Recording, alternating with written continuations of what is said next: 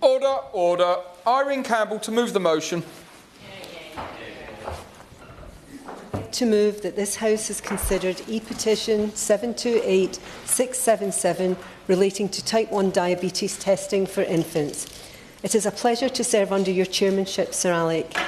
I would like to start by thanking the petitioner, Mr John Storey, for starting this petition and telling us the devastating story of what happened to his daughter Lila, who tragically died when the warning signs of type 1 diabetes were missed. I would also like to congratulate him for gathering over 120,000 signatures from across the United Kingdom on a topic I know is incredibly important to him and many others.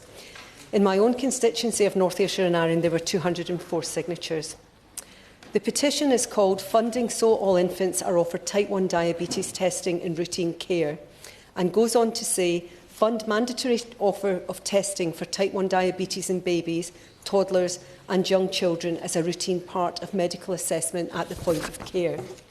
The petitioner met with me to further explain the intent of this petition, which includes legislating the National Institute for Health and Care Excellence, or NICE as it's often referred to, guidelines, Guideline 18 and Guideline 17, so that type 1 diabetes testing is carried out when any symptoms appear, and to include information on type 1 diabetes in the Red Book for babies. His campaign for Lila's Law also asked for public awareness campaigns to help parents recognise the signs of type 1 diabetes and for increased accountability in primary care. The aim of the proposed law includes the introduction of a test, don't guess framework to guarantee timely access to care and resources to stop children from reaching the point of life-threatening diabetic ketoacidosis, or DKA. The Red Book for Babies is the personal child health record which records information like weight, height, vaccinations and necessary medicines. There is also a newborn blood spot test offered by the NHS, which tests for 10 rare conditions but not type 1 diabetes. NICE provide guidelines and quality standards for the treatment of type 1 diabetes. General practitioners are expected to follow the advice of NICE guidelines. However, it is important to note that they are not legally binding, as this petition addresses. For example, Guideline 18 provides guidelines on type 1 and type 2 diabetes for the diagnosis, treatment and care of children and young people, whilst Guideline 17 provides these guidelines for adults. Guideline 18 states that clinicians should be aware of the signs of type 1 diabetes and that children and young people who are suspected of having this should be referred immediately to confirm the diagnosis and provide any emergency care. The petitioner's ask is to make sure that every parent, every health visitor, every doctor understands that excessive thirst, frequent urination, unexplained weight loss and fatigue are not just a bug or a virus. They could be type 1 diabetes. There is currently no national screening programme for type 1 diabetes. However, it is important to highlight that there is an ongoing diabetes screening study called ELSA, or Early Surveillance of Autoimmune Diabetes. I met with Professor Parth Narendran, who is Professor of Diabetes Medicine and Consultant at University of Birmingham and leads the ELSA study whilst preparing for this debate. An article from the University of Birmingham stated that currently over a quarter of children aren't diagnosed with type 1 diabetes until they are in DKA, a potentially fatal condition that requires urgent hospital treatment. The hope of this study would be that screening children for antibodies could reduce these emergency diagnoses. After a similar pilot programme in Lombardy, Italy became the first country in the world to mandate national screening for type 1 diabetes in children. The government response to this petition did address screening by saying the UK National Screening Committee advises the NHS on screening programmes and in 2019 concluded that more research and evidence for the benefits of screening for autoimmune type 1 diabetes was required. On the topic of the ELSA study, the response advised that NHS England is working closely with research to make sure that any relevant research which emerges is considered carefully in the development of future guidance on type 1 diabetes screening programmes. The response also referred to NHS England's close work with Diabetes UK, who are leading a 4Ts campaign to raise awareness of the signs of type 1 diabetes. I will give way. I thank my honourable friend for giving way, and it's a pleasure to serve under your chairship, Sir Alec. Would my honourable friend agree that the ELSA study proved the need for wider screening? Because of the 17,000 children screened in the study, 7 of them were found to already be living with undiagnosed type 1 diabetes, severe enough to require immediate treatment, and a further 160 had early stage type 1 diabetes. So we've actually got study results there from Birmingham that show that actually this needs to be rolled out across the country to save lives. Yeah, I thank my honourable friend for giving way, and I do agree with the points he raises, and that the research and emerging information from the ELSA study should be considered as soon as possible. So Diabetes UK are leading a 4Ts campaign to raise awareness of the signs of type 1 diabetes. These stand for toilet, thirsty, tired and thinner, and recognising these symptoms is key to this campaign. In preparation for this debate, I also met with representatives from the Royal College of General Practitioners, or the RCGP. The RCGP advised me that after hearing Lila's story, they urgently reviewed their curriculum, as well as making sure their continuing professional development resources adequately covered type 1 diabetes symptoms in children, as well as following NICE guidelines. They also advise that they are working with NHS England colleagues on the availability and use of point-of-care capillary blood testing for type 1 diabetes. This is a rapid finger prick glucose test. I will give way. Thank you, Sir Alec, and a pleasure to serve for the first time under your chairmanship. With the NHS England set to be abolished, how does the honourable member suggest that the government ensures that awareness for testing for type 1 diabetes continues? And does she agree with me that it shouldn't just be left to fall by the wayside, nor be picked up by organisations like Diabetes UK? Yeah, I thank the honourable member for raising that important point, and I too will look forward to the Minister's response in relation to that point. Thank you. So the RCGP advised me that hearing Lila's story, they urgently reviewed the curriculum, as well as making sure that their continuing professional development resources adequately covered symptoms in children, as well as following NICE guidelines.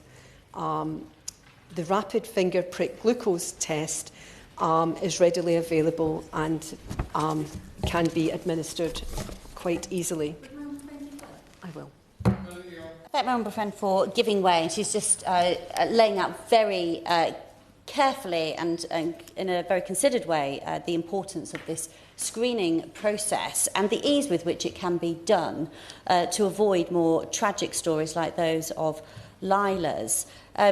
Does she agree with me that mandatory screening is essential because most children that are diagnosed with type 1 diabetes have no family history of the condition, and it would be the quickest and easiest way to ensure that we don't have any more unnecessary tragedies? I thank my honourable friend for raising this point. It is a very important point, and again I will refer back to the Minister's response, that this is a it's a very important issue, and it's really crucial that we get it right. So thank you. Thank the honourable member for her point. There can be barriers to diagnosis if there is the appearance of another illness, such as a cold or tonsillitis, which can make it more difficult to recognise. And also, young children are not often able to fully express themselves in relation to symptoms, and this could be problematic. And there must be more awareness of this possibility. Tragically, as we have heard today, some cases can sadly be missed. The RCGP advised that a GP may not see another child ever in their practice with undiagnosed type 1 diabetes, and that it is a rare occurrence. Time pressures were also commented on, with the length of appointment time being inadequate to deal with potentially more complex issues, as GPs look for the most common diseases in the first instance. They may not think a glucose test is necessary. It is important to highlight that GPs have the broadest medical specialty. However, recent findings from the RCGP survey found that 64% of members said that they don't have enough time to undertake training or continuing professional development alongside their practice work. And in addition to this, the average GP cares for more than 2,300 patients, which is 16% more patients than 2015, and in deprived communities this figure is significantly higher. I will give way. I to thank my honourable friend for giving way. I want to thank the 143 constituents who signed this petition. And I'm representing David, one of my constituents, whose son fell unwell and the GP surgery didn't recognise the symptoms. That same evening, the son had to be blue lighted to a hospital. The son has now recovered and has in fact raised £500 for Breakthrough 1TD and Diabetes UK. And David wanted me to give a special thank you and shout out to the children's units at Poole Hospital and the children's diabetes team at UHD. Would my honourable friend agree with me that we need all GP surgeries around all of our country to recognise the symptoms, and when those symptoms are detected, to take all necessary action? I thank my honourable friend for that important point, and yes, I do agree with the points raised. Their survey also found that 73% of GPs report that patient safety is being compromised by their workload pressures, and 58% of GPs said they do not have enough time during appointments to adequately assess and treat patients. This is clearly concerning to hear, that a high number of GPs don't have time for professional development and quality development. While the number of patients GPs are expected to see rises, the pressure is higher and patient satisfaction is poorer. However, another important point to note is that the NICE guidelines are from 2015. The NICE guidelines could be reviewed to recommend that type 1 diabetes is tested for much earlier, and that an infant does not need to have all of the listed symptoms in the guidelines before testing, as the 4 Ts on their own aren't very sensitive at picking up type 1 diabetes. NICE guidelines could prioritise earlier testing of glucose, making checks immediate and not postponed. I will give way. Thank my honourable friend for giving way on that. And 177 members from South East Cornwall residents have signed the petition. And does she agree with me that when the first warning signs appear, as we've heard, we must ensure access to those simple tests, including a fingerprint test that can save their lives? I really want to recognise a local family that have travelled here today, Alison and Milo, who have travelled here to make this case directly. And on behalf of all residents in South East Cornwall, I really thank you for making this incredibly important debate happen. I thank my honourable friend, and I do agree exactly with what she said. And again, as I said earlier, I'm looking forward to hearing the Minister's response in relation to how we progress this.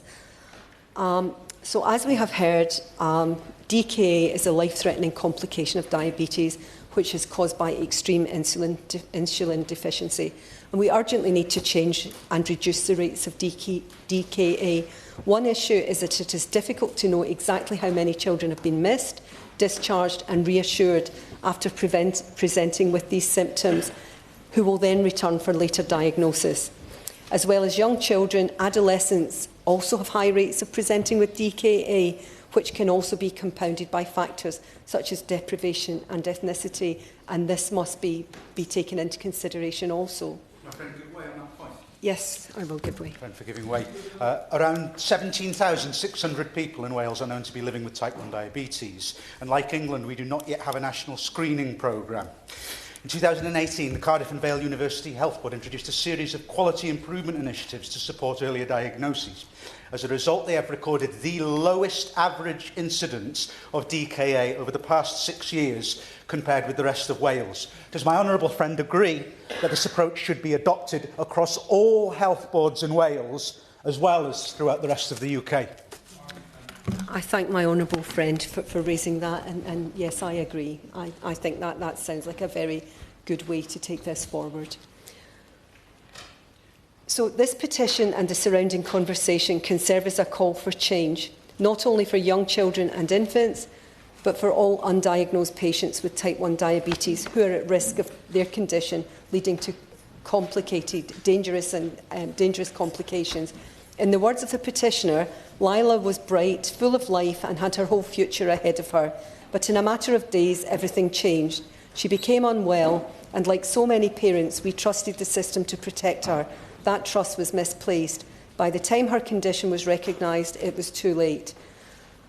I look forward now to hearing other members' contributions as well as the Minister's response. Order. May I start by welcoming members to the gallery? I know that this is an emotional debate and one that's deeply cared about. I hope they find today's debate very informative. May I remind members to speak to the Chair. If members wish to speak, they should bob to catch my eye. The question is that this House has considered e-petition 728677 relating to type 1 diabetes testing for infants. Tom Gordon. Thank you, Chair. It's an honour to serve with your chairship, and I'd like to welcome the Minister to her place as well. We had a really positive and constructive relationship with her predecessor, and I hope that will continue with the APPG for diabetes going forward. I'm really grateful to the petitioners and John as well, who's here in the gallery today. He has been tirelessly campaigning in memory of his daughter Lila, and his courage in speaking out and pushing for change has brought national attention to this urgent need to improve the way that we recognise and diagnose type 1 diabetes. And earlier today, a group of cross-party MPs and other health professionals and families handed in a petition to Downing Street on this matter. Around 400,000 people in the UK live with type 1 diabetes, including tens of thousands of children too. It's most commonly diagnosed in childhood, but it can develop at any age. Crucially, it cannot be prevented at this moment in time, and it's not linked to lifestyle. There's nothing a child or their parents could do differently. Yet, despite our understanding of the condition, too many people are still diagnosed only when they're already dangerously ill. Too often, the warning signs are missed, and as we've already heard, the classic symptoms are known as the 4 Ts. Thirst, tiredness, thinning, and the needing to go to the toilet more frequently.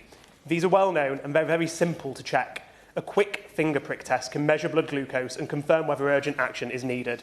But too many families are finding themselves making repeated visits to healthcare professionals before a diagnosis is made. In many cases, by the time type 1 diabetes is identified, the patient's already experiencing diabetic ketoacidosis, or DKA. DKA is serious and a potentially life-threatening condition caused by dangerously high blood glucose levels and the build-up of ketones in the blood. It frequently requires emergency hospital treatment. And more than 1 in 4 children in the UK are diagnosed with type 1 diabetes when already in DKA.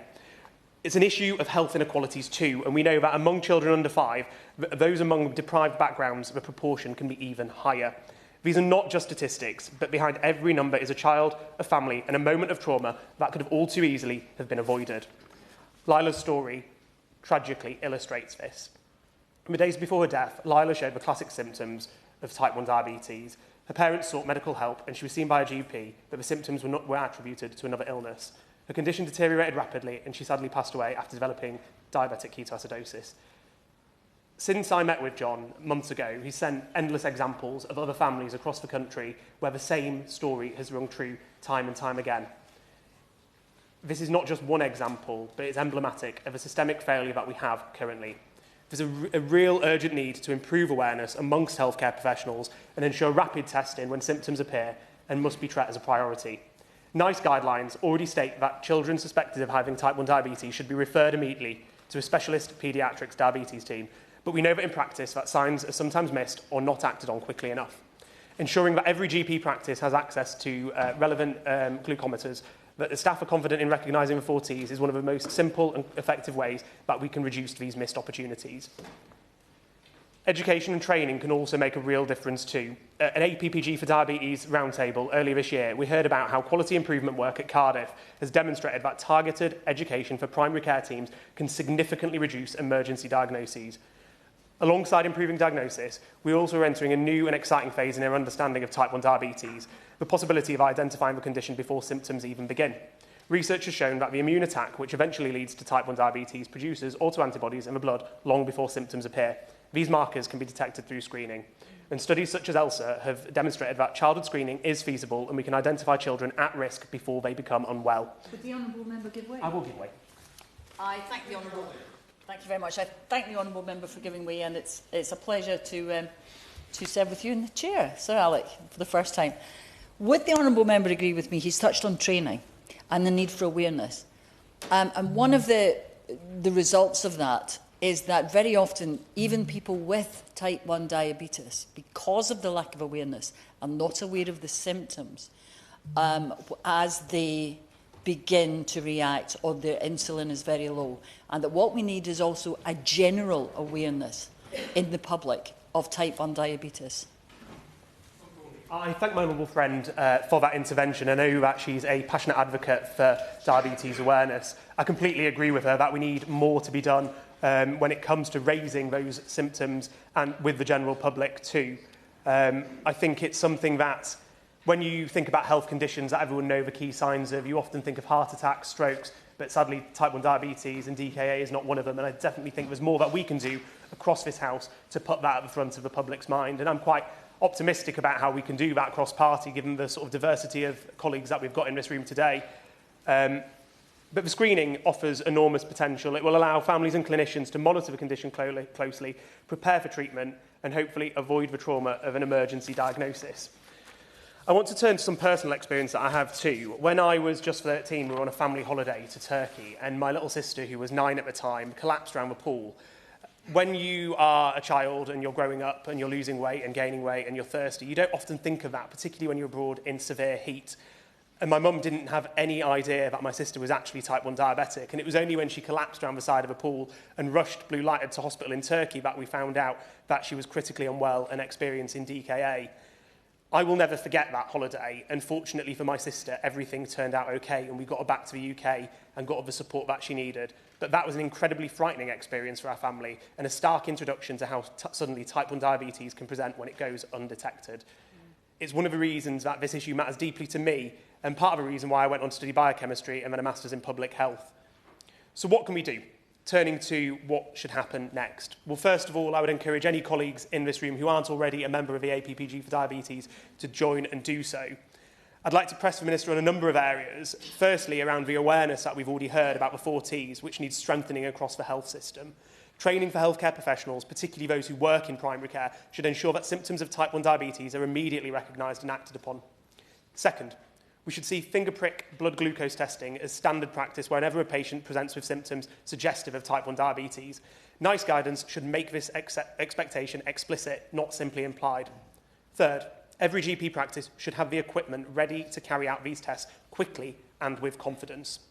Fourthly, awareness should extend beyond the healthcare system, including the 4 Ts in the Personal Child Health Record, the Red Book, and in digital resources for parents, which would help families recognise those warning signs and seek testing earlier.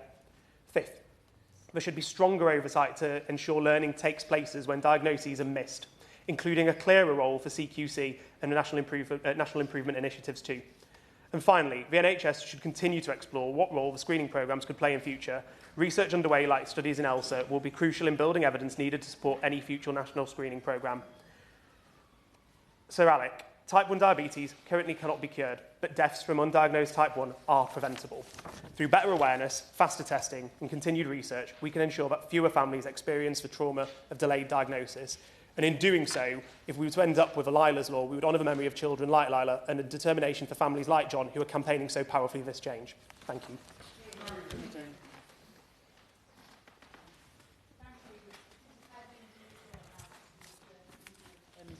This evening, it's the first time as well.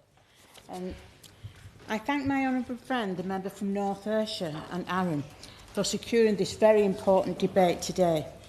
Let me tell you about Gracie, a little girl from the historical village in Newtley Willows in St Helens, the northwest of England. In November 2018, Gracie was just 1 year old when she was rushed to hospital.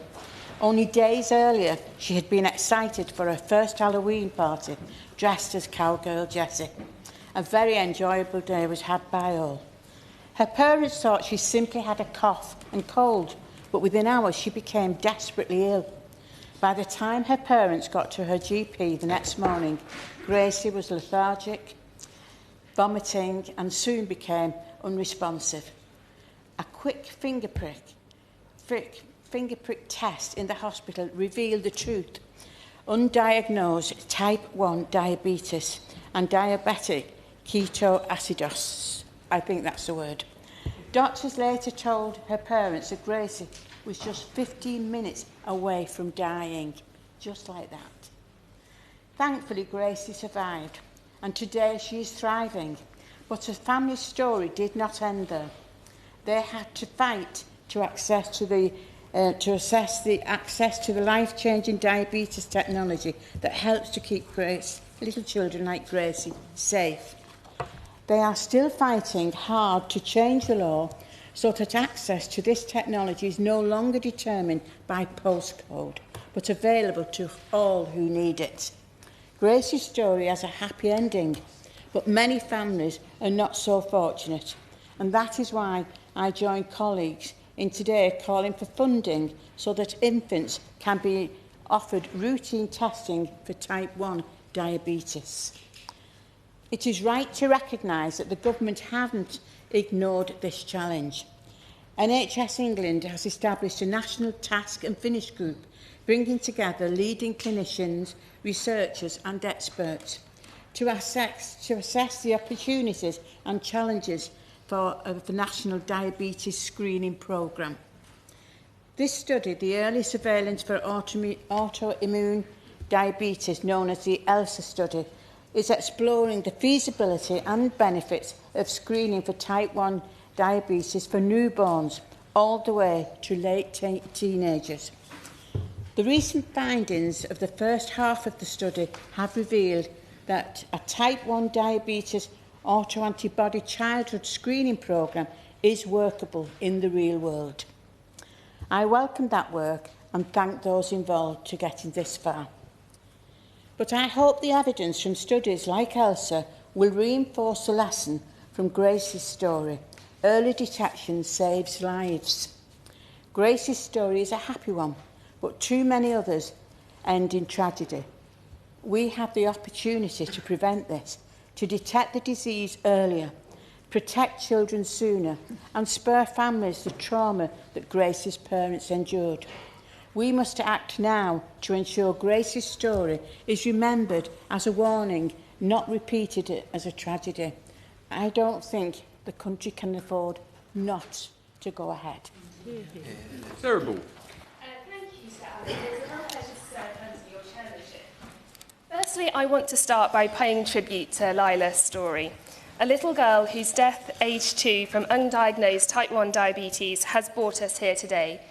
I really wish I could have been giving her a tour around Parliament rather than talking in this capacity, but her name will go down in the history of Parliament in Hansard from the dedication and the work that has been done. And I want to pay tribute to her parents, both Emma and John, who are with us in the gallery, who have campaigned tirelessly to raise awareness of this condition. And I commend their courage and their determination in the face of such grief. I think they have much greater strength than many of us in that similar situation. Now, if you'd asked me this time 5 years ago, on the 9th of March 2021, about diabetes, I probably just would have said that my auntie had it and it was due to poor diet. If you asked me that same question on the 21st of May 2021, I would have given a completely different answer. And that change was that I was diagnosed as type 1 diabetic at age 33. In the space of 24 hours from going for a blood test for something that was entirely innocuous, my world entirely changed, and I was rushed into A&E to be given emergency care. Now, like many people outside of this chamber, I had little to no knowledge about type 1 at all. The concepts of the 40s, tiredness, thinner, thirst and toilet, was unknown to me. The fact I started losing weight quite quickly was quite a bonus, I thought. I didn't realise what the signs meant. And the fact that 400,000 people in the UK have type 1 was news to me, and that more than 1 in 4 children are diagnosed with type 1 diabetes when they are in diabetic ketoacidosis is shocking. Now, what is diabetic ketoacidosis? Because we've mentioned it a few times today. It is a complication that develops when the body lacks sufficient insulin, leading to high blood sugar levels and the breakdown of fat and muscle for energy, which produces harmful chemicals known as ketones that make the blood acidic. And it is that which proves fatal. Now, the petition before us today is seeking to make testing for type 1 diabetes in babies, toddlers and young children a routine part of medical assessments at the point of care. Now, specifically, John's story is also seeking to have the NICE guidelines on type 1, NG17 for adults and NG18 for children, updated to include performing a finger prick test on site at the initial GP appointment with blood glucose tested using a glucometer. This would occur when a child or adult presents with any symptoms consistent of type 1 diabetes. He would like to see the approach of test, don't guess. Now, we've seen this has been quite effective when we now think about meningitis, we know the signs, and also with sepsis, so I fully support this concept of test, don't guess. Now, NICE have been receptive to making these amendments, but ultimately it will be for the relevant NHS commissioning bodies to put the NICE recommendations into practice. We therefore will have to look to NHS England and the Department of Health and Social Care to take up this campaign around increased visibility and testing of diabetic ketoacidosis. And again, I echo the question from my honourable friend, the member for Bromley and Biggin Hill, with the disbandment of NHS England, what will we be doing in this regard? Will my honourable friend give way on that, absolutely. that point? Thank you. And she's making an excellent and passionate speech. And we absolutely, I think we're all here agreed that we need to do more to ensure that those with type 1 diabetes get the support they need. But I wonder, whilst we're here, would my honourable friend agree with me and share my concerns that 90% of those who are diagnosed with diabetes are diagnosed with type 2 diabetes, and the total cost of that care is about 11 billion in the UK. So alongside the important support that we give for those with type 1 diabetes, should we not be doing more to ensure and take action that people do not develop type 2? And I thank my honourable friend for that. And he is absolutely right that 90% of cases are actually type 2, which is probably also why we fail to understand the real true signs of type 1, because there is a real confusion and conflation of the two. Yeah. I wish they actually could be named slightly separately, because I think that would give clarity. But he is right. There is a tsunami of cases of type 2 that is going to be hitting us in the years to come. And we have to do a lot more about raising awareness of that, whether that be diet, whether that be sharing out technology. Many of us will be wearing, and we're all trying to be visible, wearing technology and the patches, whether it's Freestyle, Libre, Dexcom. And I think it's actually very good at removing the stigma of understanding what we need to do in the future. But we definitely need to see that tech rolled out for type 2 as well as type 1. Type 1 can still be a bit of a postcode lottery at this current stage, so that is something else that we've got to work on. But also, we mustn't just rely on some of the jabs that have become more popular. That is a means of helping people to lose weight, which can be a significant part of type 2 diabetes, but it may not be the answer. And there are events going on at the moment to say, exercise some caution to make sure that any jabs that are taken are actually legitimate and proper, and that they are not counterfeit, because that is a sad side of this, where we are seeking medical treatments that could potentially also be harmful. But back to type 1 itself, I actually have managed to secure today that there will be a 10-minute rule bill on Tuesday, the 14th of April, which will make provision for a universal national programme of screening for type 1 diabetes in children, trying to very much build on all the work that John has been doing. Now, I'm working with medical professionals and charities, including Breakthrough T1D, as they're now called, and Diabetes UK, to look into the Italian model that was mentioned, in the hope that one day we can establish a programme that would catch type 1 before symptoms appear, to transform how we diagnose the condition in the future and to help people prepare earlier.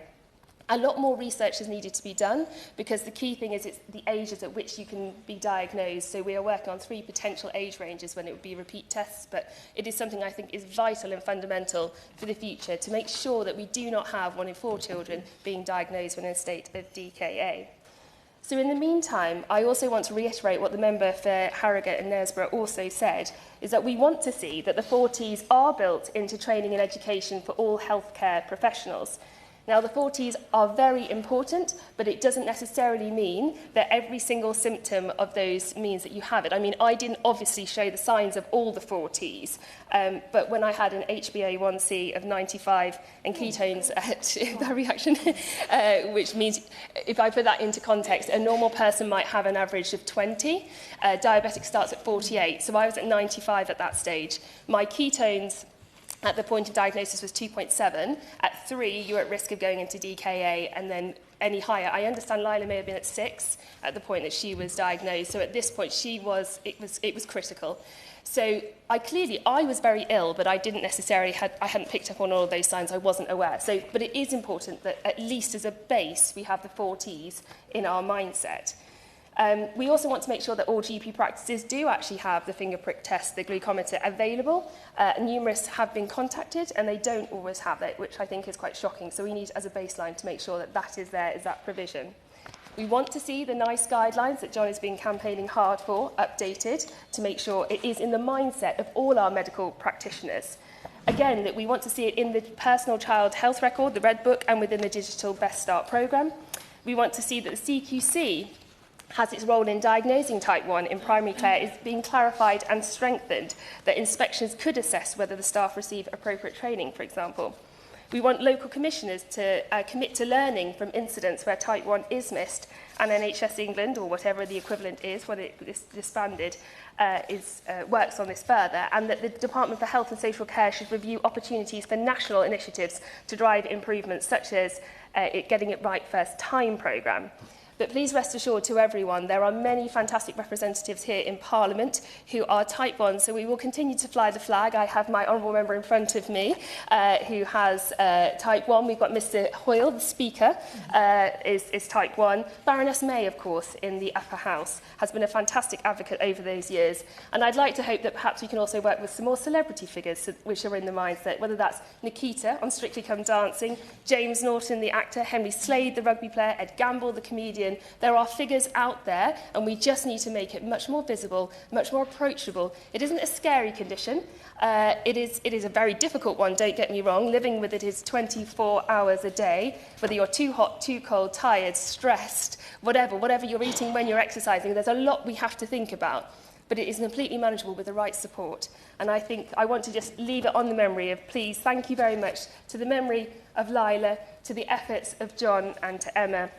And to all of you, please remember those 4 T's: thirst, toilet, thin and tiredness. Thank you. Order. I am now going to set a 2-minute time limit because I will be calling the front benches at 7 p.m. I'm keen to get all colleagues in. I call Lee Pitcher. Thank you, serve under your chairship, and congratulations to the honourable member for securing the 10-minute rule bill. And should she wish me to be part of her team, I'm more than happy to do so.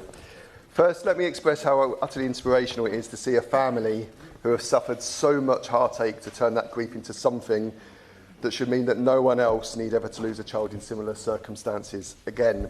Knowing about the debate today, a parent in my constituency of Doncaster East in the Isle of Axholme has shared with me the experience of their child who became acutely unwell with symptoms that at first appeared to be nothing more than a stomach bug. When they arrived at A&E, an astute and brilliant nurse carried out a simple finger prick test for glucose that showed dangerously high blood glucose levels, and the child was rushed for emergency treatment for DKA. The family were later told that without that quick check and the treatment that followed, the outcome could have been far worse. The child then spent several days in hospital recovering and is now beginning to adapt to a life with type 1 diabetes. 5 months on, I have to say he's doing exceptionally well. I've got to meet him in the past as well. He does so much in the community, and he manages his condition like an absolute star. Now, that account underlines why this issue matters. The early symptoms of type 1 diabetes can look very similar to other common childhood illnesses. Vomiting, dehydration, and a child becoming increasingly unwell may not immediately point to diabetes, but that can be a sign of a serious and fast-moving underlying condition. And that's why I asked the Minister to find every way possible to raise awareness of type 1 diabetes through all levels and all levers that we have in government. I'm conscious of the time that I've got, so I'm going to just jump to the fact that I do feel that we need to make sure that this basic test, this basic pinprick test, can be used in a planned way and consistently. It's a reasonable and proportionate step, and one that could spare families the trauma of seeing a child become critically unwell before they are diagnosed, or families having to endure the very worst.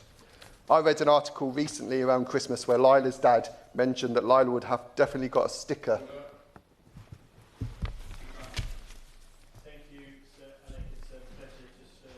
Under your chairship, and I join my honourable friends across this chamber to pay tribute to Lila Story and to extend my deepest condolences to her family. No parent should ever have to endure the loss of a child. The courage and determination shown by Lila's parents, Emma and John Story, in relentlessly campaigning to prevent other families experiencing similar tragedy is nothing short of extraordinary. With over 120,000 signatures nationally and including 165 from my own constituents in Dewsbury and Batley, this petition reflects a deep and urgent concern among the general public that no parent has to go through what Lila's parents did. We've heard about the symptoms, we've heard about the consequences. Diabetes UK estimate about 35,000 young people and children have diabetes. 96% of those have type 1 diabetes. We've heard that 1 in 4 are not detected until it's too late. So I'm going to jump to my request to the government. I would request, in support of the campaign by John and Emma, to have a national public awareness campaign for explaining the 4 Ts across TV, radio, social media, schools and nurseries, surgeries, pharmacies, and in the health visitor packs. Countries that run sustained awareness campaigns, like Italy, reduce DKA at diagnosis from approximately 40% to under 10. Finally, because I don't have much time, is to mandate the rule of children presenting to a GP with any symptoms of diabetes to receive a finger prick blood glucose test.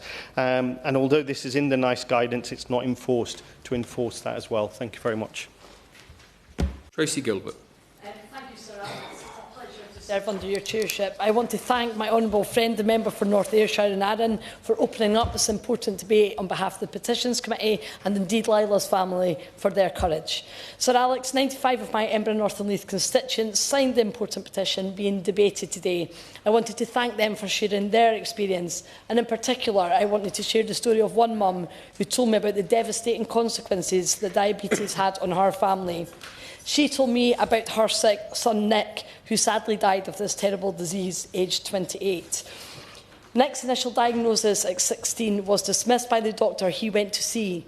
It was only because of the family's knowledge of what was happening that ensured Nick got to see the specialist he needed.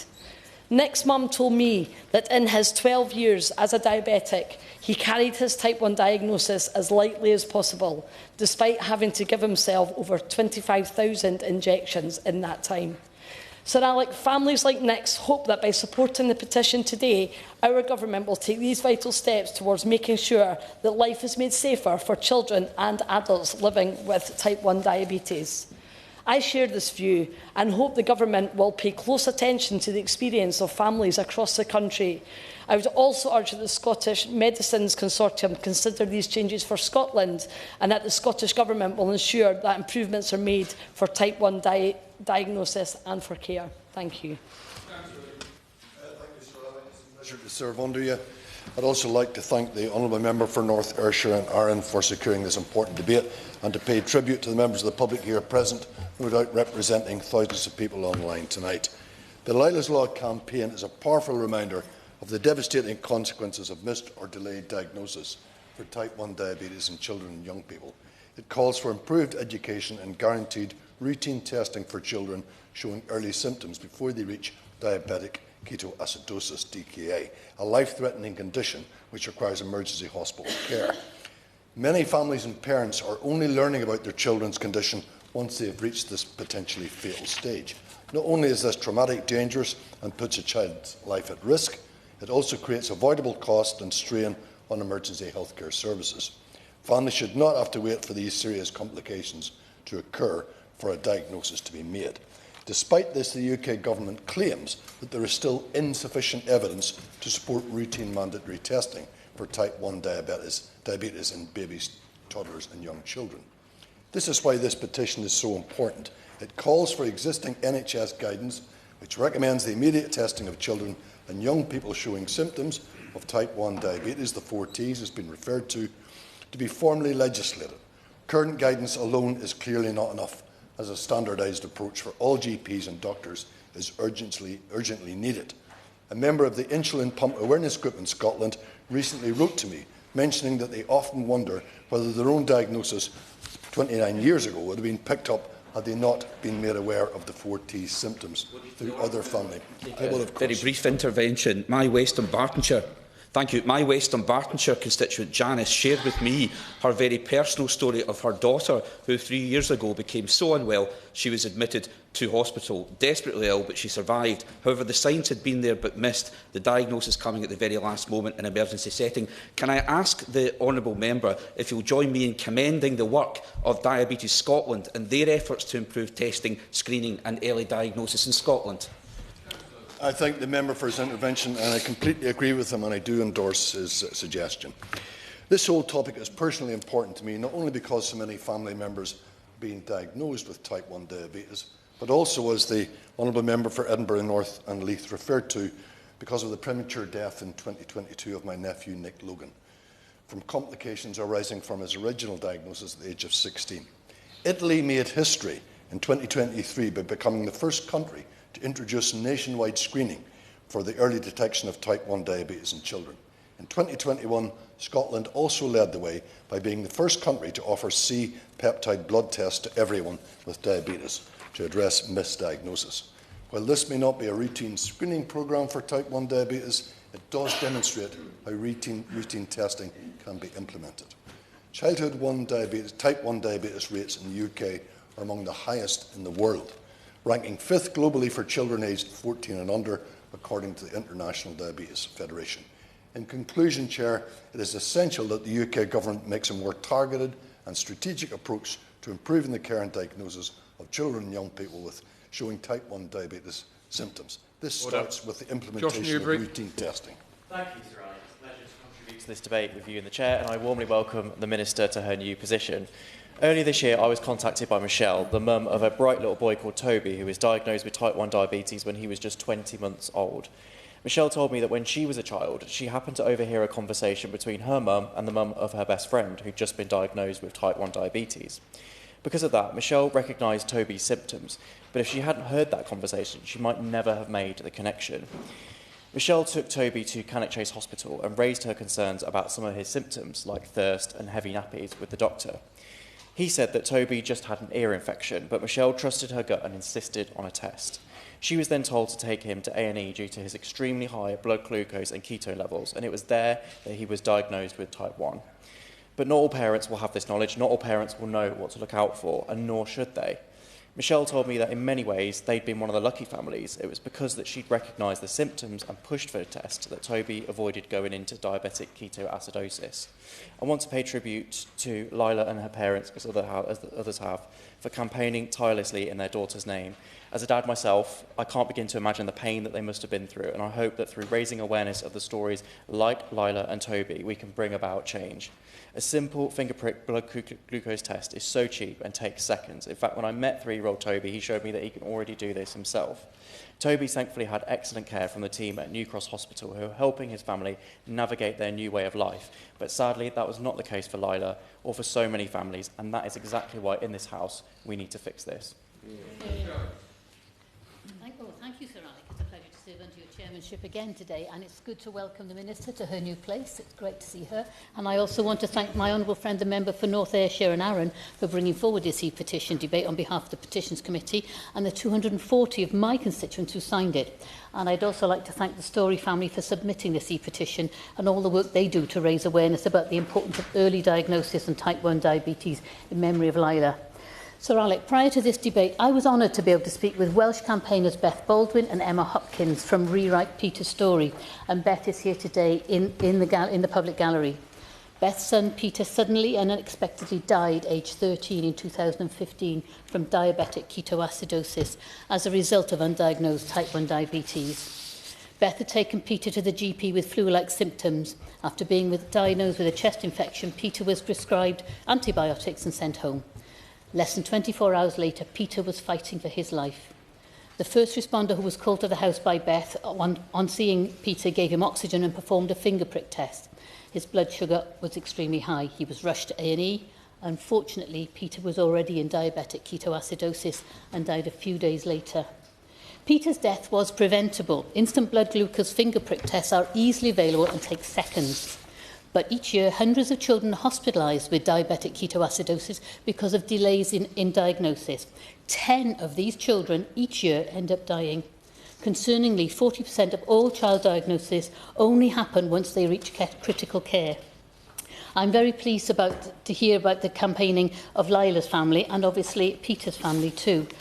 But we need to make sure that, once again, I want to thank them all for their work in drawing attention on these important issues.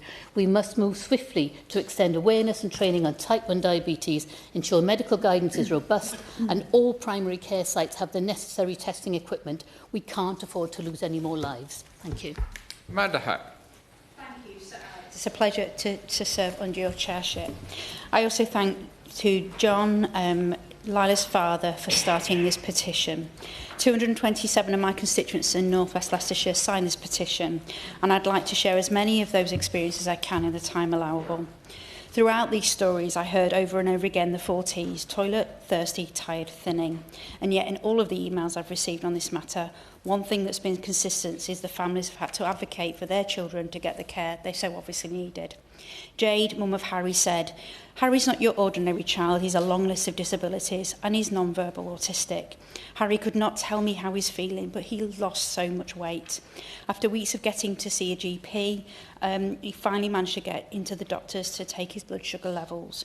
Harry's blood sugar was about 30 millimoles and was in diabetic DKA, I'd say. With ketones so high, he was on the verge of cardiac arrest. Jade said that day will haunt her forever." Mark's story is similar with his daughter Katrina. Katrina was diagnosed at 2.5 years old, and although she didn't suffer from DKA as Harry had, it was a traumatic experience. Katrina was a healthy child, and when she started having night terrors, waking up drenched in sweat, with heavy nappies and craving pasta at 11, they knew something was desperately wrong. The nurse recommended a urine test, and Mark got a phone call while his daughter was in nursery to take her to the hospital immediately. She was admitted for 10 days in hospital. A third constituent shared her son was diagnosed with type 1 in May last year, just weeks before his 7th birthday. Fortunately, he was diagnosed early and in a non-emergency situation. It shouldn't be a life-threatening situation just to get a diagnosis. Too often, healthcare professionals are missing the key symptoms. And when symptoms are missed, sadly, children like Lila have their lives cut short. Screening of type 1 is crucial in infants, and we can help save life if we do that. Julia Buckley. Thank you, Sir Alec. It's a pleasure to serve under your chairmanship, and it's incredible to see that over 121,000 people have signed John Story's powerful petition that's enabled today's debate. I'm here to give 2 clear messages. My first one is to apologise to local campaigners, particularly Mandy Hudson, who wrote to me about the need for this testing. I wrote back to indicate my support for the campaign, but I also gave information about the government's investment in both type 1 and type 2 diabetes, and this caused unnecessary hurt to families and sufferers of type 1 diabetes. Such is the divergence between the 2 conditions, their causes, symptoms and treatments, that some campaigners told me they wished it was given a completely different name. The stigma and lifestyle cause of type 2 is irrelevant to the sufferer of type 1 diabetes. Following my correspondence with the families, I wrote to the Secretary of State for Health personally to reiterate my support for the simple testing, but also to lodge a plea for separate messaging and communication plans for each disease. My second message today is to tell the story of yet another family who fell victim to the lack of testing and knowledge for type 1 diabetes in children. I met Jack Harvey, dad to little Albie Harvey, who is now a 20-month-old toddler in Shrewsbury. A few months ago, he became very unwell and was diagnosed by the GP with tonsillitis, but did not respond to antibiotics. His parents met 3 GPs and spoke twice to 111 over the course of 10 days before finally taking Albie to A&E, where he finally got his blood sugar test. His sugars were 39.9 and his ketones were 6.9. Luckily, he was blue lighted to Telford, his life was saved, and he is now receiving excellent care under the diabetic team at Shrewsbury. So I'm hopeful today that for you and all your efforts from the team who've come all the way to London, for you to know that our ministers are listening to the debate, and our new NHS plan is all about prevention and primary care, and I'm hopeful they will listen to your message. Alistair Carmichael. Thank you, sir. And grateful to you for allowing me to take part. I apologise for my late arrival. I had a 5-hour delay in my flight today. It's all part of the joys of island living. I did particularly want to take part in this debate as a consequence of representations I received from my constituent Gina Tate, who found herself essentially in a situation where, but for the grace of God, she could have found herself in the same place as Lila's parents with the same consequences. The fact that she didn't was down to the fact that she was simply not prepared to take no for an answer. She tells me, in fact, that after she had been seen by the first time, a GP in Britain, she was left feeling that she was somehow a bit of a pushy parent. They went on holiday, and it was only when she was on holiday in Morocco that they took our daughter to see a GP there for a second time, and again was told that in fact there was nothing that was particularly wrong. She was nearly fobbed off with antibiotics for tonsillitis. It was only then when she insisted for the third time, because she wasn't a pushy parent, she was a good mother who knew her own child, and as she says, something just felt wrong. So as well as Lila's Law, which I certainly support with 100%, we really need, right here and now, to have a campaign so that parents have better awareness of the symptoms, the 4 Ts to which reference has been made, because in that way, parents are able to do for themselves and to take better control of the healthcare that is there for their own children. I'm delighted to see this petition debate today, and I'm grateful to you for allowing me to take this brief part in it. Thank you, Sir Aaron. I'm grateful to be called in this debate, and to everyone who made this petition and this debate possible. In the short amount of time available, I think the best service that I can provide is to represent just some of the 181 Northfield constituents who signed the petition in their own words. My constituent Charlotte said this: "As a child at the age of 10, I was misdiagnosed with a stomach bug by my GP. I was later that same night in a coma.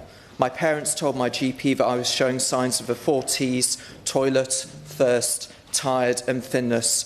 That same night, I nearly lost my life. The doctors and nurses prepared my parents for the worst, but thank God I survived the coma and was blessed to still be alive." Sadly, these are not just cases that have occurred in the past. Only a few short years ago, another constituent had to take her young child to A&E. In her words, the A&E doctor ran the usual diagnostic tests and said, "Go home, continue the penicillin and let them rest." I refused. Something in my gut told me this wasn't right. The doctor then agreed to a glucose finger prick test, which showed dangerous blood glucose and ketone levels. If I'd taken them home that night, then they wouldn't be with us. That haunts me, and I never want another family to live through the trauma that we did. Now, I'm just sorry to my other constituents who are not able to recount in these few short minutes available, but the common thread that unites them was some pre-existing awareness of type 1 diabetes. Children's chances in life should not hang upon that probability. Now, extensive reference has been made in this debate to the ELSA study undertaken and led through the University of Birmingham, also in the city. And the 2-year results of that study do show that a national screening test programme is feasible with high levels of acceptance and returns. So when the Minister responds, and I welcome her warmly to her place, I'd be grateful if she could update the House on the process by which the External Advisory Committee could reconsider the case for a new infant screening programme. Thank you, Sir Alec. Liberal Democrat spokesperson Helen Maguire. Thank you. It's an absolute pleasure to serve under your chairship, Sir Alec, and have the opportunity to debate this incredibly important issue. As a mum, I cannot begin to imagine the pain of Lila's Story's family after she died last May from undiagnosed type 1 diabetes, less than 24 hours after a doctor diagnosed her with acute tonsillitis. It's an absolute tragedy that Layla's life was cut so short, and it's clear that change must happen. Every child must get the care that they need, when they need it, where they need it. Every child should expect the best possible opportunities to grow up healthy and to be able to exercise, play and eat well. Charities like Diabetes UK have been instrumental in raising awareness of the common symptoms known as the 4 Ts that many members have alluded to today: toilet, thirsty, tired and thinner. However, too often children are rushed into intensive care and hours later face a diagnosis of type 1 diabetes and diabetic ketoacidosis, DKA. DKA can mean a coma, organ failure, a traumatic hospital stay, and if not treated quickly, it can be fatal. No children or parents should have to face this terrifying reality when the tools are at our fingertips. NICE guidance is clear. Health professionals should know the signs and symptoms of type 1 diabetes, and any child suspected with the condition should be referred on the same day to a multidisciplinary paediatric diabetes team to confirm diagnosis and provide immediate care. Liberal Democrats believe that early diagnosis of long-term health conditions is essential, offering the best opportunity for those suffering from type 1 diabetes to live healthy, long and fulfilling lives. So will the Minister confirm, and I welcome her to her place, what steps have been taken to ensure medical professionals are confident in identifying type 1 diabetes in children to avoid a traumatic late diagnosis? Research shows that patients who see the same clinician for most of their care have fewer hospital admissions and lower mortality rates. I therefore implore the Minister to take forward the Liberal Democrat proposal to guarantee a named GP to all those with type 1 diabetes to help improve their long-term care once the diagnosis is achieved. Another key issue with type 1 diabetes is that we don't know the exact cause of the disease. It's essential that the government drives research so that we can establish the evidence needed for a viable and effective national screening programme. I urge the National Screening Committee to take on board all new evidence as it emerges, not least from the ongoing National Institute for Health and Care research funded study into screening children aged 3 to 13. The government must also take steps to facilitate medical research in the UK to help make progress around paediatric type 1 diabetes testing and other conditions. So I ask the Minister she'll consult with the Chancellor to consider reversing the employer national insurance contributions hike to support the life sciences sector and boost research and development funding to end this information desert. The Liberal Democrats are clear. No child should die because of a missed or a late diagnosis. The UK needs to be a world leader on research and diagnostics and patient experience. I think of Lila and the many other children whose lives could have been saved. And I ask the Minister to pay attention to the many calls that have been raised in this debate today to ensure that no family spends a lifetime grieving. Shadow Minister Dr Caroline Johnson. Thank you, Sir Alec. It's a pleasure to serve under your chairmanship this afternoon. I should declare an interest as an NHS consultant paediatrician and a member of the Royal College of Paediatrics and Child's Health. I'd like to congratulate the Minister on her new role, a very important role in government, which I know she will do with great care and thoughtfulness, and welcome her to a place, and also to congratulate the membership of Ayrshire and Arran on securing this very important debate today. I'd also like to give condolences to Lyra's family and commend them on their bravery and their courage and pay tribute to their work to prevent the same tragedy happening to other families. So, Alec, when one becomes a doctor, one gets trained in resuscitation. And many people are familiar with the key resuscitation algorithm ABC, airway, breathing, circulation. But the rest of that algorithm is A, B, C, D, E, F, G. ABC, don't ever forget glucose. And sadly, some people, as we've heard today, do. Every doctor is taught the signs of diabetes mellitus and what to look for and when to test sugar. I'm hesitant to legislate medical guidance because it does still require the awareness of the guidance's existence, and it also reduces flexibility as evidence-based judgment comes to the fore if we have to change the guidance in law instead of simply in practice. But what is the Minister doing to increase that awareness amongst doctors and amongst the wider clinical team, and indeed in families and the wider public, so we do not see cases of tragedy and near-miss such as we've heard about today? Chair, diabetes type 1 can present at any age, but it commonly presents in the early years of primary school and the early years of secondary school. But detection before it develops is challenging, and presentation, as we've heard, is often very acute in children. It's an autoimmune condition, so antibodies develop to the insulin-producing cells in the pancreas, creating a deficiency in insulin, which is the cause of the illness. Now, the ELSA study, which is mentioned today, is looking at how we can detect this before the child becomes sick. It's going to look at 70,000 children. It starts by a simple finger prick test, similar to that for sugar, where it tests for 3 antibodies that we know of. And if the person has any of those, they get a second test for 4 antibodies. We know that if they have 2 or more of those antibodies, their chances of becoming diabetic in the next 10 years is 3/4, 75%. We also know that medication has been licensed in August 25 for over 8-year-old children, called teplizumab, may be able to prolong that time, and there may be opportunities for further awareness and investigation for early diagnosis, but also for further drugs to be developed which can delay the onset of diabetes in people who are susceptible to it. Analysis for the first 17,000 patients showed that 75 children had 1 antibody and 160 had 2 antibodies.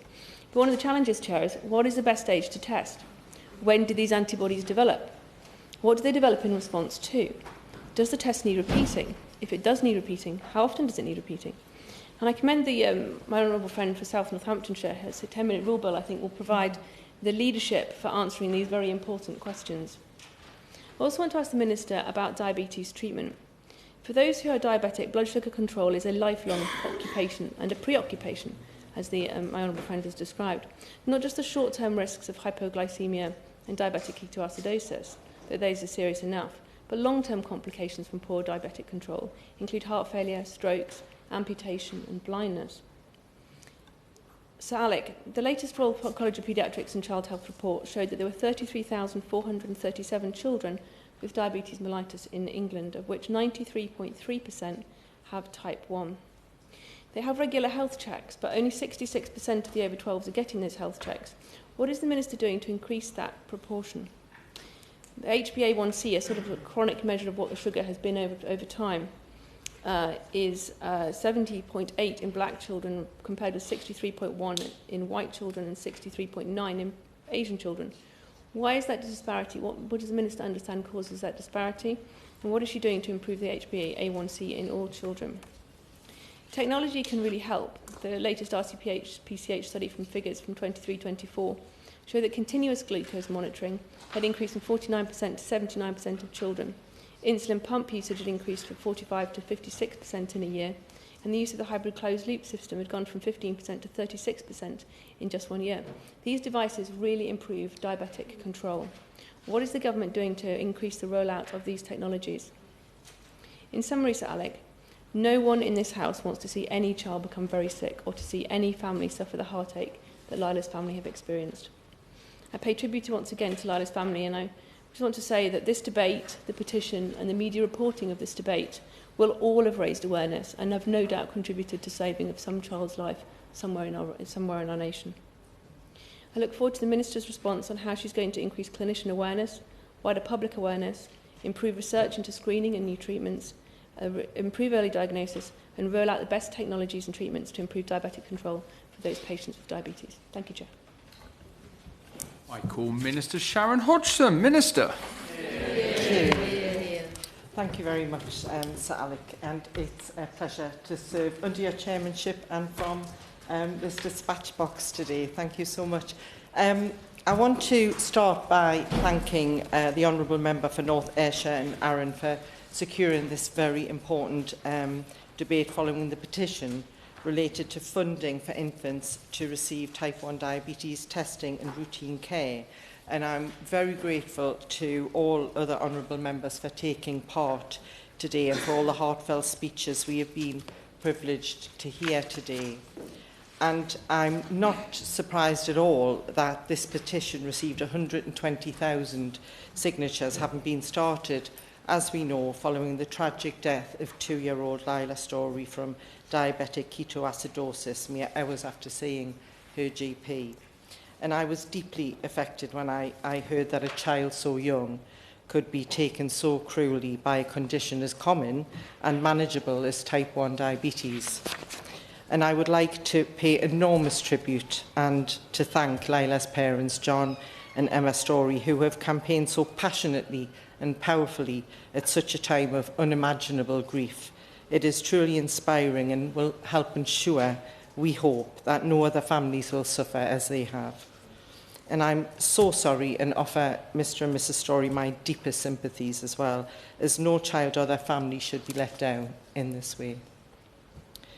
So we have started to make improvements to raise awareness, and this debate is forming a very important part of that.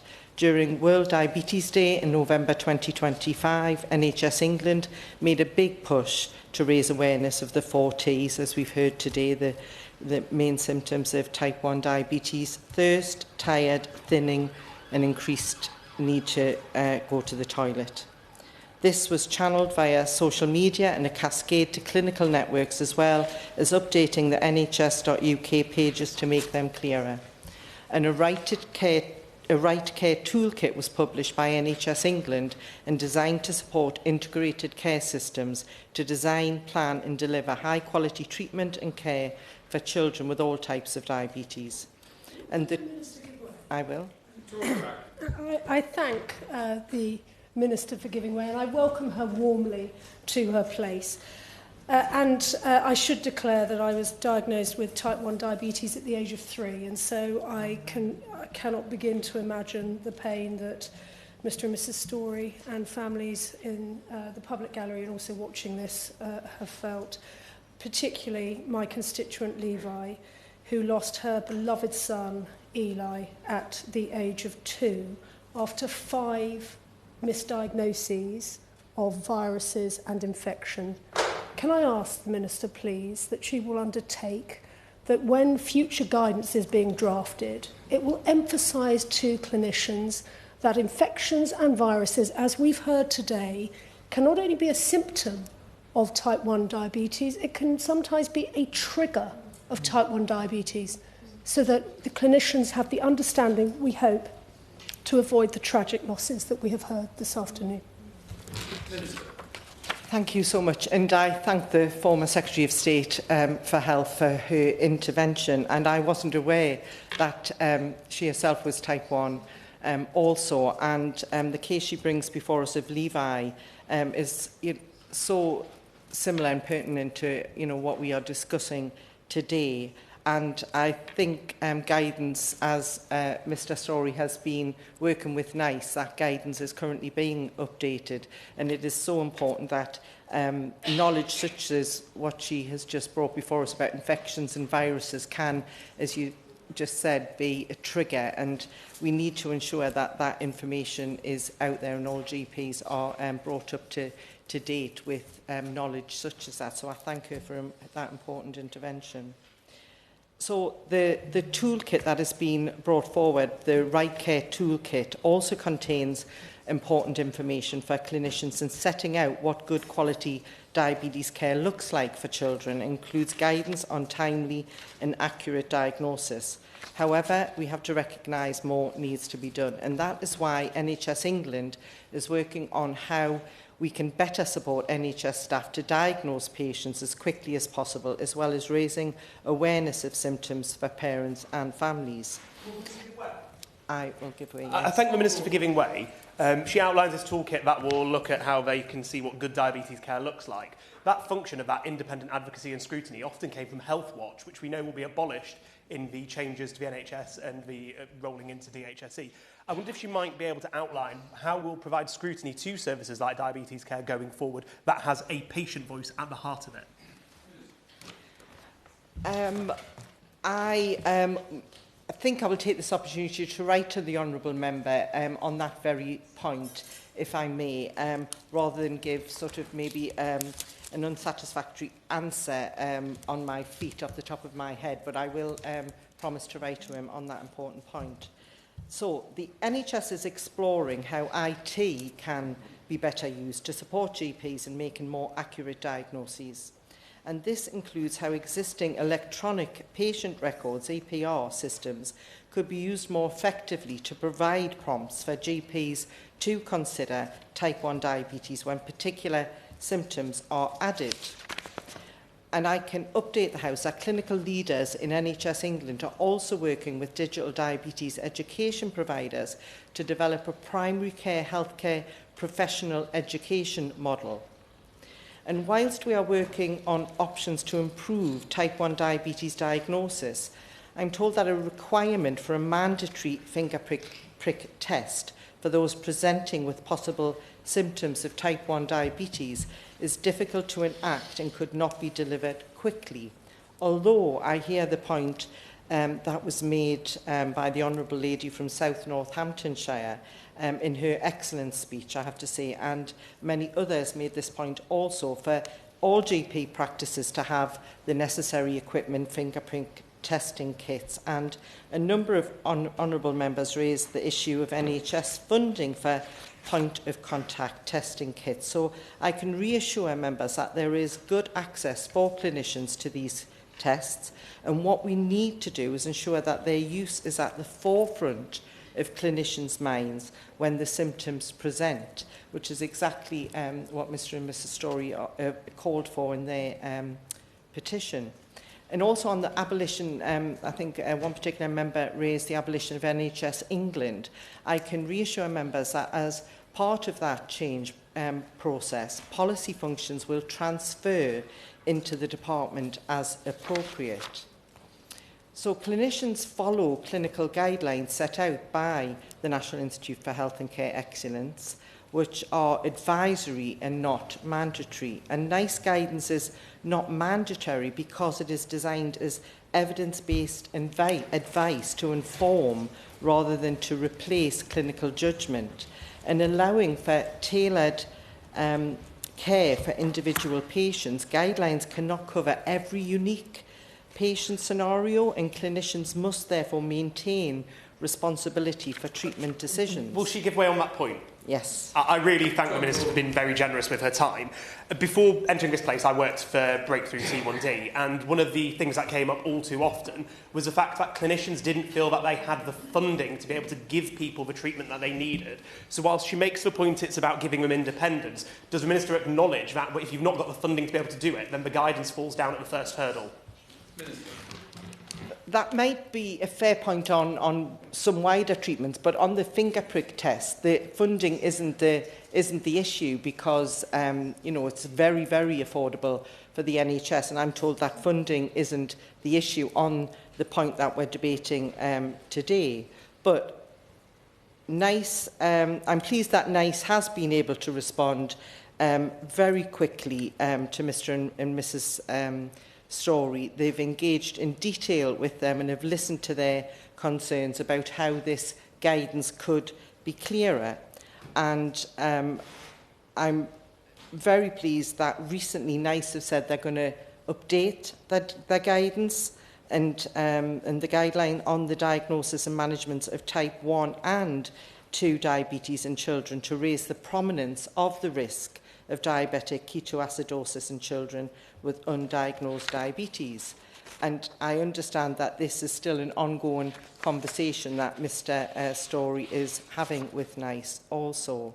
And I understand that NICE is also considering an update to the adult guidance in due course. And I know Mr. Story has raised some further recommendations with NICE to further improve this guidance. And I'm sure that NICE will be considering this very carefully. So I would like to again put on record my admiration for the huge effort and determination with which Mr. Story has campaigned to raise awareness and advocate for improvements, and that the updating of NICE guidance is tangible proof of these efforts.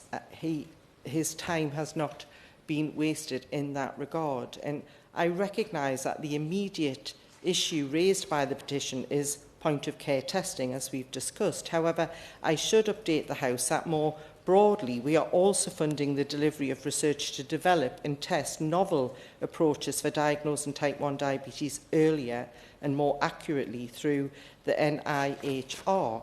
And this includes an investigation into the use of a new home test for type 1 diabetes in children and young people. Studies are also identifying ways to improve diagnosis of type 1 diabetes based on genetics, making prediction more accessible and more effective. We are also supporting the delivery of research into type 1 diabetes treatment, again through the NIHR. And this includes supporting a new UK-wide type 1 diabetes cell therapy clinical trials network. And the aim is to ensure all people with the condition gain access to the latest cutting-edge treatments as early as possible. The NIHR's Research Delivery Network is also supporting the delivery of a study which aims to identify infants at risk of developing type 1 diabetes and to study new treatments with the aim of preventing the development of this condition. In addition, following the publication of NICE's guidance recommending the use of hybrid closed loops, HCLs, as a treatment option for type 1 diabetes in children, the NHS began a 5-year rollout of HCL, which started in April 2024. And for those who are not familiar with this technology, HCL acts as an artificial pancreas that lets your insulin pump talk to a continuous glucose monitor. And I'm sure, especially the adults with type 1 diabetes are very aware of HCLs. But the use of HCL in children under 19 has now increased from 36% in 2023 to 24 to 70% in 2025-26. And this is significant progress in making this life-changing technology available to more children and young people. But returning to the issue of diagnosis, the NHS is exploring how IT can be better used to support GPs in making more accurate diagnoses. And this includes how existing electronic patient record systems could be used more effectively to provide for prompts for GPs to consider type 1 diabetes when particular symptoms are added. And I can update the House that clinical leaders in NHS England are also working with digital diabetes education providers to develop a primary care healthcare professional education module. And a few members raised screening, so I'd like to take this opportunity to set out the position on screening. And though we know that screening for antibodies would sadly not have helped Lila, screening tests may help to improve our ability to identify those who are most likely to develop type 1 diabetes in the future, though. So we are guided by the independent scientific advice of the UK National Screening Committee, as it is vital that screening programmes are evidence-based and evidence-led. And the committee does not currently recommend screening for type 1 diabetes due to a lack of evidence. However, the committee received a submission via its 2024 open call process to consider screening for autoimmune type 1 diabetes through blood testing. And once NICE has published its recommendation on the drug teplizumab, which is expected this year, the National Screening Committee will consider whether a fresh review of the evidence for type 1 diabetes screening should be undertaken. In addition, I know that NHS England is looking carefully to see what further improvements might be made to the Red Book and to support increased awareness for parents so they can see what those symptoms are with regard to type 1 diabetes by parents and families. And I know that this was an important part of the petition also.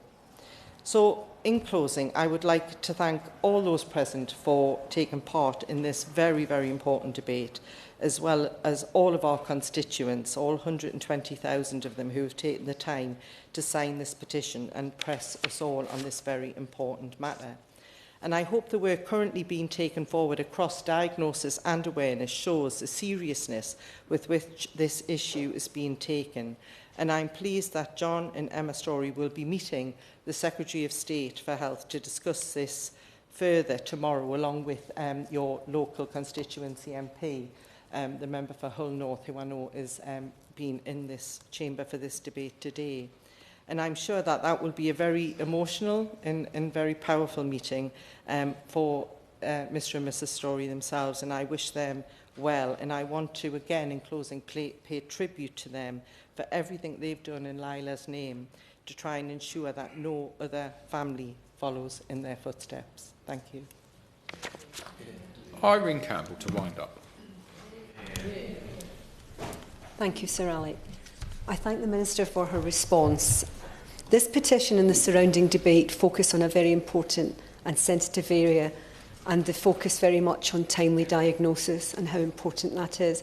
I would like to thank Mr John Story again for his tireless campaigning on Lila's Law and for taking the time to meet with me to tell his story.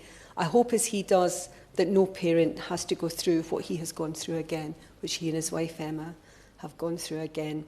Next, I would like to thank the member for Kingston upon Hull, North and Cottingham, the petitioner's constituency, who I know has supported the petitioner in their capacity as a local MP and will be attending tomorrow's meeting with the Secretary of State. I would also like to thank the Royal College of General Practitioners, Dr Rachel Besser, a consultant at the University of Oxford, who is leading the T1 Early Research Programme and undertaking work on screening for childhood type 1 diabetes, and Dr Parth Narendran, who leads the ELSA study at the University of Birmingham. Each of these experts kindly took their time to meet with me and answer questions on this multifaceted clinical topic. And finally, as ever, I would like to thank the staff from the Petitions Committee for all their help in organising this debate and the surrounding meetings. The question is that this House has considered e-petition 728677 relating to type 1 diabetes testing for infants. As many of that opinion say aye. To the contrary, no. I think the ayes have it. The ayes have it. Order, order.